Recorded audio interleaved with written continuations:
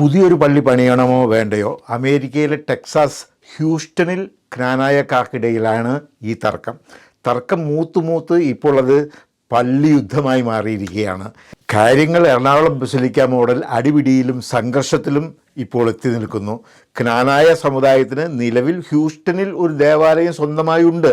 അതുപോലെ പുതിയതായി ഒരു പള്ളി പണിയണമെന്നാണ് പുതിയതായി വികാരിയായി ചാർജ് എടുത്ത ഫാദർ എബ്രാഹിം മുത്തോലത്തിൻ്റെ ചെവിയിൽ സാത്താൻ ഓതിക്കൊടുത്തത്. ഇടവക ജനങ്ങളുടെ ഇടയിൽ ഇതിന് പരക്കെ എതിർപ്പുണ്ട്.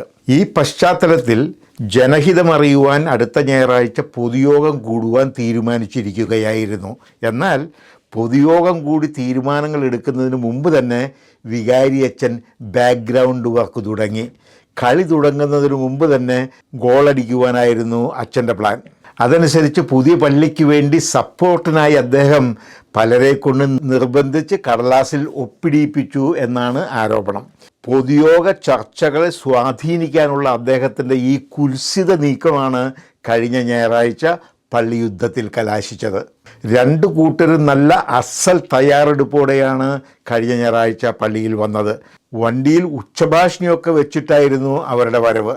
ദിവ്യബലി അർപ്പിക്കുവാൻ ഉടുപ്പൊക്കെ ഇട്ട് മുത്തോലച്ചൻ അൾത്താരയിൽ സന്നിഹിതനായ സമയത്താണ് ഇരു പാർട്ടികളും അൾത്താരയിൽ വെച്ച് ഏറ്റുമുട്ടിയത് എന്നാണ് അറിവ്.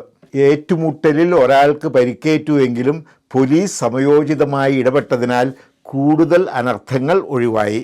17 വർഷത്തോളം ചിക്കാഗോയിൽ സ്തുത്യർഹമായ സേവനം ചെയ്ത വൈദികനാണ് ഫാദർ മുത്തോലത്ത്. അന്നു മുതൽ എനിക്ക് അദ്ദേഹത്തെ വ്യക്തിപരമായി അറിയാം. ചിക്കാഗോയിലെ ജ്ഞാനായ സമുദായത്തിൻ്റെ വളർച്ചയുടെ ഒരാണിക്കല്ലായിരുന്നു അദ്ദേഹം എന്ന് വേണമെങ്കിൽ പറയാം. അമേരിക്കയിൽ വികാരിയായിരിക്കെ പുറത്ത് ഫുൾ ടൈം ജോലി ചെയ്യുന്ന ഇദ്ദേഹമല്ലാതെ മറ്റൊരു സീറോ മലബാർ രൂപത വൈദികൻ വേറെ ഉണ്ടെന്ന് എനിക്ക് തോന്നുന്നില്ല. ഇതുപോലെ ഊർജ്ജമുള്ള ഒരു വൈദികനെ, പോകട്ടെ ഒരു മനുഷ്യനെ ഞാൻ ഇന്നുവരെ കണ്ടിട്ടില്ല. ഉള്ളത് പറയാമല്ലോ, വലിയൊരു മഹാമനസ്കനായിരുന്നു അദ്ദേഹം. കുടുംബസ്വത്തിൽ തൻ്റെ വിഹിതം മുഴുവൻ അദ്ദേഹം കോട്ടയം രൂപതയുടെ ചാരിറ്റി വിഭാഗത്തിന് സംഭാവന ചെയ്തു. കൂടാതെ ഹിമാചൽ പ്രദേശിലോ മറ്റോ 5 മിഷൻ പള്ളികൾ പണിയുവാൻ അദ്ദേഹത്തിൻ്റെ സ്വന്തം ചാരിറ്റി ട്രസ്റ്റ് തീരുമാനിച്ചിട്ടുമുണ്ട്. തുറന്നു പറയാമല്ലോ, വർഷങ്ങളായി ഒരു മെത്രാൻ തൊപ്പി സ്വപ്നം കാണുന്ന ഒരു പാവമാണ് ഫാദർ മുത്തോലത്ത് എന്ന് ജ്ഞാനായക്കാരുടെ ഇടയിൽ ഒരു സംസാരമുണ്ട്. ചിക്കാഗോ രൂപതയിൽ അതിന് ഒരു സാധ്യതയുമില്ല. ജ്ഞാനായ സമുദായത്തിലെ ഒരു വൈദികനെ ചിക്കാഗോ രൂപതയുടെ ഒരു സഹായ മെത്രാനായി പോലും അവർ അംഗീകരിക്കില്ല എന്നുള്ളത് 3 തരം. ചിക്കാഗോയിൽ എന്തെങ്കിലും ഒരു കാലത്ത് ഒരു ജ്ഞാനായ രൂപത അനുവദിച്ചു കിട്ടുന്നതുവരെ മെത്രാൻ തൊപ്പി അദ്ദേഹത്തിനെന്ന് മാത്രമല്ല മറ്റേതൊരു ജ്ഞാനായ വൈദികനും ഒരു കിട്ടാക്കനി മാത്രമായിരിക്കും. ഞാനുള്ളത് തുറന്നു പറയാമല്ലോ. ഇപ്പോൾ പള്ളിപണിയുടെ കാര്യം പറഞ്ഞാൽ എന്തൊക്കെ തടസ്സങ്ങൾ ആരൊക്കെ സൃഷ്ടിച്ചാലും മുത്തോലത്തച്ഛൻ കാര്യം കാണുക തന്നെ ചെയ്യുമെന്നാണ് എൻ്റെ അഭിപ്രായം. അതിനുവേണ്ടി ഏതറ്റം വരെയും അദ്ദേഹം പോകും. ഇറങ്ങി തിരിച്ചാൽ കാര്യം നേടാതെ തിരിച്ചു വരുന്ന ഒരു വ്യക്തിയല്ല ഈ ഫാദർ മുത്തോലത്ത്. ഞാൻ നേരത്തെ പറഞ്ഞ പോലെ ഈ ജ്ഞാനായക്കാർക്ക് ഒരു പള്ളി ഇപ്പോൾ നിലവിലുണ്ട്. അതുകൂടാതെ അവർക്കൊരു കമ്മ്യൂണിറ്റി ഹാളുണ്ട്, കമ്മ്യൂണിറ്റി സെൻറ്റർ. ഇവ രണ്ടും കൂടാതെ 40ഓളം കുടുംബങ്ങൾ ഒന്നിച്ചു താമസിക്കുന്ന ജ്ഞാനായ ഹോംസ് എന്ന ഒരു ഹൗസിംഗ് കോളനിയിൽ അവരുടെ സ്വന്തമായ ഒരു മീറ്റിംഗ് ഹാളുമുണ്ട്. ഇടവക ദേവാലയത്തിൽ കൂടാതെ ഈ 2 കമ്മ്യൂണിറ്റി ഹാളുകളിൽ കൂടി ഞായറാഴ്ചകളിൽ ഓരോ ദിവ്യബലി അർപ്പിക്കുവാൻ എന്താണ് തടസ്സമെന്നാണ് ജനങ്ങൾ ചോദിക്കുന്നത്. പ്രത്യേകിച്ചും ഈ 40 കുടുംബങ്ങൾ ഒന്നിച്ച് താമസിക്കുന്ന ഹൗസിംഗ് കോളനിയുടെ മീറ്റിംഗ് ഹാളിൽ. ഔദ്യോഗിക ജീവിതത്തിൽ നിന്ന് വിരമിച്ച പ്രായമായവരാണ് മേൽപ്പറഞ്ഞ കോളനിയിൽ വീടുകൾ വെച്ച് താമസിക്കുന്നത്. അവർ വിവിധ നഗരങ്ങളിൽ നിന്ന് വന്നവരുമാണ്.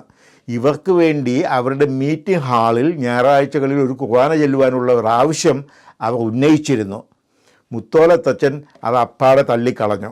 കുർബാന കാണണമെങ്കിൽ പള്ളിയിൽ തന്നെ വരണമെന്നാണ് അദ്ദേഹത്തിൻ്റെ കടുംപിടുത്തം. എന്നാലല്ലേ പള്ളി നിറയൂ. ഉള്ള പള്ളി നിറഞ്ഞു കവിഞ്ഞാലല്ലേ പുതിയ പള്ളി പണിയുവാൻ ഒരു കാരണം കിട്ടൂ. ഈ അടുത്ത കാലത്ത് ഫാദർ മുത്തോലത്ത് ഈ ജ്ഞാനായ ഹോംസ് സന്ദർശിച്ചു. പക്ഷേ അവിടുത്തെ ആളുകൾ അദ്ദേഹത്തിന് അത്ര ഊഷ്മളമായ സ്വീകരണമൊന്നും നൽകിയില്ല എന്നാണ് പറഞ്ഞു കേൾക്കുന്നത്. അദ്ദേഹം ആ ഹാൾ സന്ദർശിച്ചപ്പോൾ ചീട്ട് കളിച്ചുകൊണ്ടിരുന്നവർ അദ്ദേഹത്തെ ഗവനിച്ചു പോലുമില്ല എന്നാണ് പറയപ്പെടുന്നത്. കാരണം ഞാൻ നേരത്തെ പറഞ്ഞ പോലെ വിരമിച്ച അവർക്ക് വേണ്ടി ആ ഹാളിൽ ഞായറാഴ്ചകളിൽ ഒരു കുർബാന അർപ്പിക്കുന്നതിന് അദ്ദേഹം എതിര് പറഞ്ഞു. അതുകൊണ്ടുള്ള ചുരുക്കാണ് അദ്ദേഹത്തിനോട് അവർക്ക്. എല്ലാവരും ഇടവക പള്ളിയിൽ ഞായറാഴ്ച ഹാജരാകണം കുർബാനയ്ക്ക് എന്നാണ് അദ്ദേഹത്തിൻ്റെ വാശി. ഇടവക ദേവാലയത്തിലും കമ്മ്യൂണിറ്റി സെൻറ്ററിലും ഇപ്പോൾ പറഞ്ഞ ഈ റിട്ടയർമെൻറ്റ് കമ്മ്യൂണിറ്റിയുടെ ഹാളിലും ഞായറാഴ്ചകളിൽ ഓരോ കുർബാന അർപ്പിച്ചാൽ മില്യണുകൾ മുടക്കി വേറൊരു പുതിയ പള്ളി തൽക്കാലം പണിയേണ്ട ആവശ്യം വരില്ല എന്നാണ് ഭൂരിഭാഗം ജനങ്ങളുടെയും നിലപാട്. എന്നാൽ മുത്തോലത്തച്ഛൻ ഇതിനൊന്നും ഒരു വിലയും കൊടുക്കുന്നില്ല എന്നാണ് അവർ പറയുന്നത്. പകരം പൊതുജനങ്ങളുടെ നിലപാടിനെതിരായി മൂന്നാമതൊരു അണിയെ ഇറക്കുകയാണ് അദ്ദേഹത്തിൻ്റെ പ്ലാൻ. അടിമവിശ്വാസികൾ, കൂടാതെ ക്നാനായ പ്രാഞ്ചിയേട്ടന്മാർ, പെൺപട എന്നിവരെ ഒരുക്കി രംഗത്തിറക്കി കളിക്കാനാണ് അദ്ദേഹം ശ്രമിക്കുന്നത്. അതാണ് കഴിഞ്ഞ ഞായറാഴ്ച കലാപത്തിൽ കലാശിച്ചത്. എറണാകുളം ബസിലിക്കയിൽ അന്ന് നടന്ന സംഭവങ്ങളെ നാണിപ്പിക്കുന്ന രംഗങ്ങളാണ് കഴിഞ്ഞ ഞായറാഴ്ച ഹ്യൂസ്റ്റൺ ഇടവക പള്ളിയിൽ അരങ്ങേറിയത്. അന്ന് എറണാകുളം ബസിലിക്കയിൽ നടന്ന സംഭവങ്ങളെ ചൊല്ലി അകാരണമായി വിമതരെന്ന് എറണാകുളത്തുകാരെ ആക്ഷേപിക്കുകയും കുറ്റപ്പെടുത്തുകയും ചെയ്ത ടീമാണ് ഇവർ. എന്തൊരു പരിഹാസമായിരുന്നു അന്ന് അവർക്ക് എറണാകുളത്തുകാരോട്.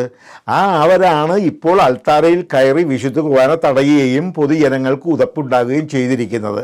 എന്തോ ഒരു വിരോധാഭാസമാണ് ഇത്. ഇതുവരെ വളരെ സമാധാനമായി പോയിരുന്ന ഒരു ഇടവകയായിരുന്നു ഹ്യൂസ്റ്റണിലേത്.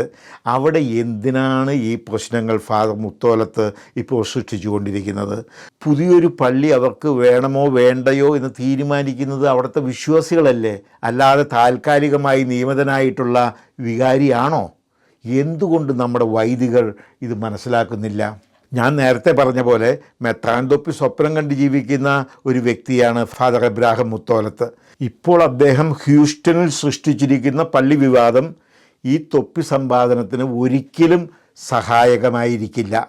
കേട്ടിരുന്ന എല്ലാവർക്കും നന്ദി.